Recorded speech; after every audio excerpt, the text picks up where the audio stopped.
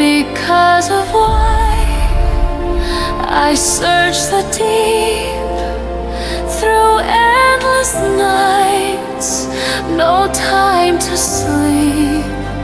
The call inside I can't deny.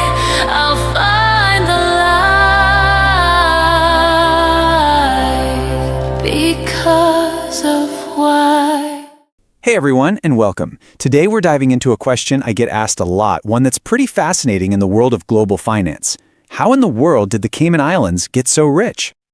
I mean, it's kind of wild when you stop and think about it, right?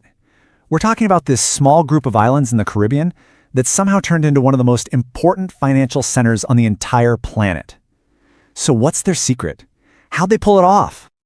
Okay, let's get right into the answer. It's not magic, and it's not just one thing.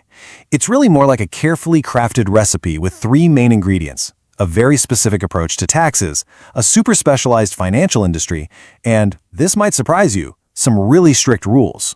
We're going to break down all three.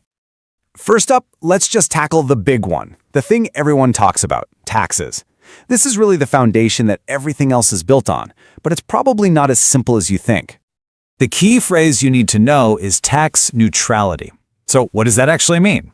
It doesn't mean no taxes exist at all. It means there are no direct taxes. The whole idea is that money flowing through the Caymans for international business isn't hit with another layer of tax there. It's supposed to be taxed in its home country, wherever the company or investor is actually from. So in practice, what does that look like? Well, there's no tax on a company's profits, no personal income tax, no tax on the money you make selling assets like stocks. On top of that, no inheritance tax, no property tax. You can start to see why this is a pretty attractive setup for international finance.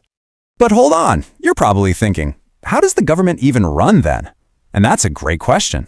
It absolutely does, and it does very well. The government's budget recently hit over $1 billion, that's billion with a B, Cayman Islands dollars. How? It's funded by things like fees for registering a company, licenses for financial services, and duties on goods coming into the islands. It's a totally different model, but believe me, it works. Okay, so let's move on to that second pillar. With that tax foundation in place, the Cayman Islands built this truly gigantic and specialized financial engine, and the scale of it is just, well, it's staggering. Just look at this number for a second. The 18th largest international banking center in the world. That puts it up there with huge financial hubs that are way, way bigger in size. This was no accident. This was decades of very focused work. And it's not just banking, not even close. The investment fund industry is absolutely colossal. We're talking nearly $8 trillion in assets held in hedge fund space there at the end of 2022. That's trillion with a T. It's one of the top places on earth to set up an investment fund. And this specialization just keeps going. It's the number 2 spot in the world for something called captive insurance. That's basically when a big company creates its own insurance firm to cover its own risks. And when it comes to healthcare captives specifically, they're the undisputed world leader.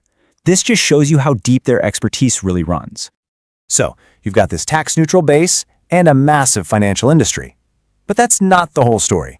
The real secret sauce, the thing that gives global investors the confidence to put their money there, is the third piece of the puzzle: a really strong, internationally respected regulatory system. And at the very heart of that system is this organization, CIMA, the Cayman Islands Monetary Authority. Think of them as the financial watchdog, the referee. Their whole job is to make sure the system is stable and that everybody is playing by the rules. And look, this focus on rules isn't something new. This timeline shows they've been building it for a long time. It started way back in 1966. CIMA itself was created in 97. And just a couple of years ago, in 2020, they brought even more funds under formal rules. But that last one, in 2023, getting removed from the international gray list, that is a huge stamp of approval from the rest of the world. So here's the big takeaway from all this.